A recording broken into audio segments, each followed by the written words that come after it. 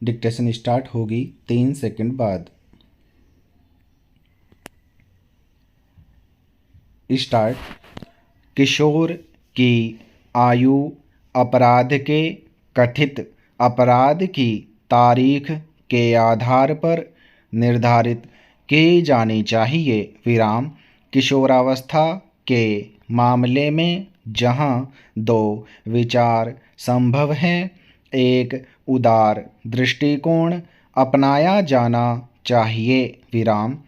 इस मामले में आयु का सटीक आकलन नहीं किया जा सकता है।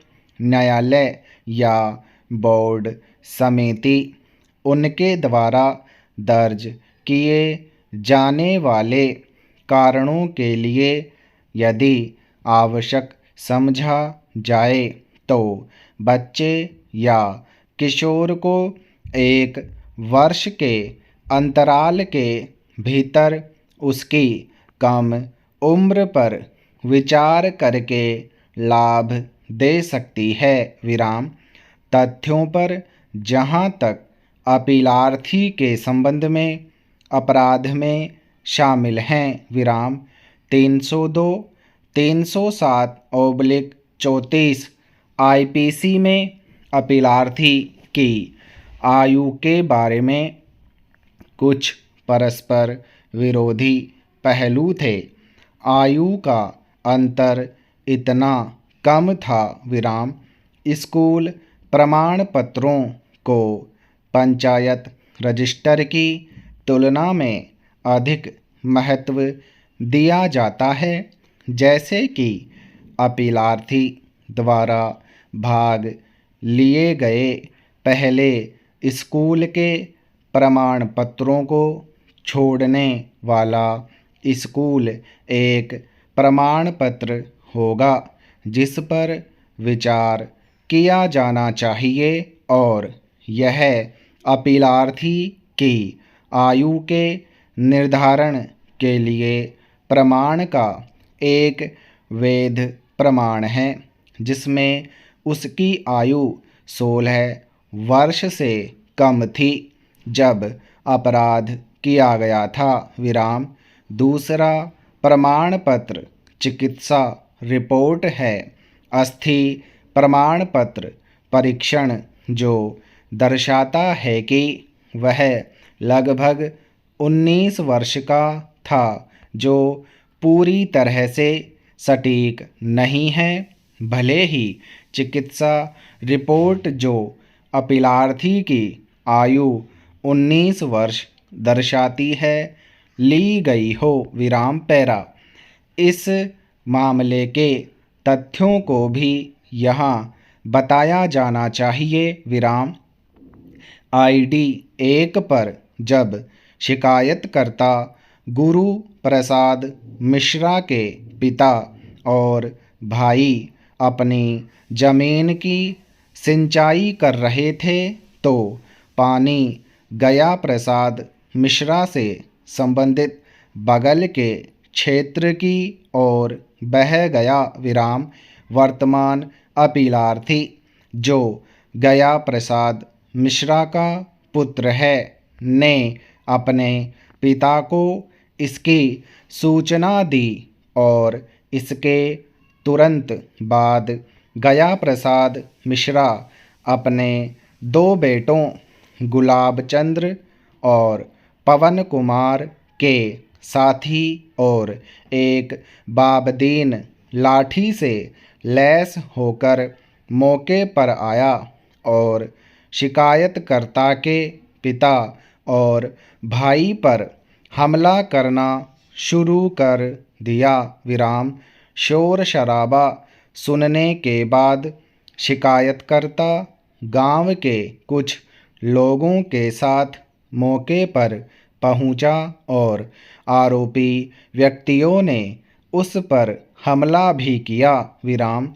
इस घटना के परिणाम स्वरूप सभी को गंभीर चोटें आई और अंततः शिकायतकर्ता के भाई गंगा प्रसाद की मौत हो गई। विराम। बाराबंकी जिले के सुबेहा पुलिस स्टेशन में 1995 के अपराध के रूप में 4 नामित अभियुक्तों के खिलाफ आईपीसी की धारा 307, 504 और 323 के तहत एक प्राथमिकी दर्ज की गई।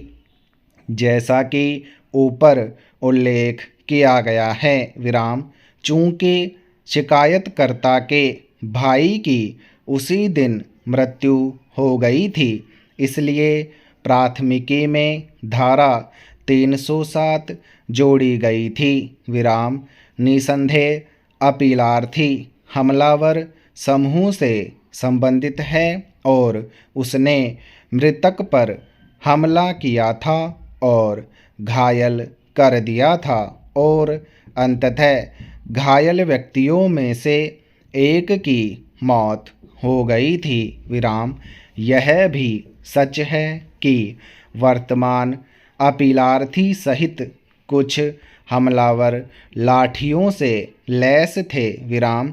हमने घटना की प्रकृति को दिखाने के लिए इन तथ्यों को रिकॉर्ड पर रखा है विराम।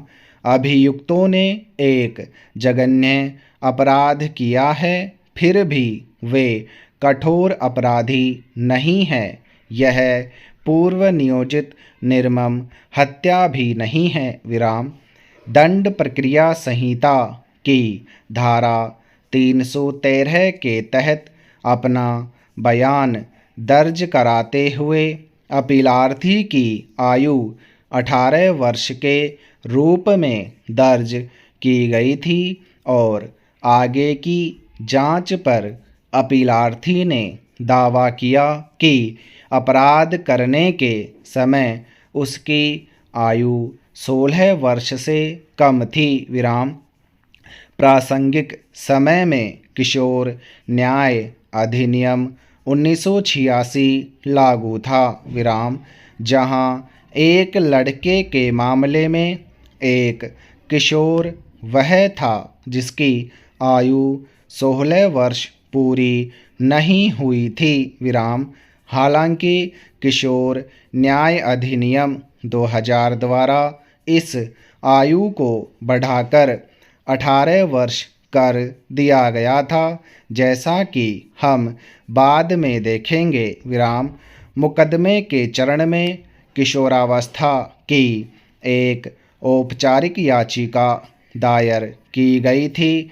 इसके अलावा ग्राम पंचायत अधिकारी की जांच की गई, जिसने अपीलार्थी का पारिवारिक रजिस्टर प्रस्तुत किया, जिसमें अपीलार्थी का DOB 1975 दर्ज किया गया था विराम। समाप्त।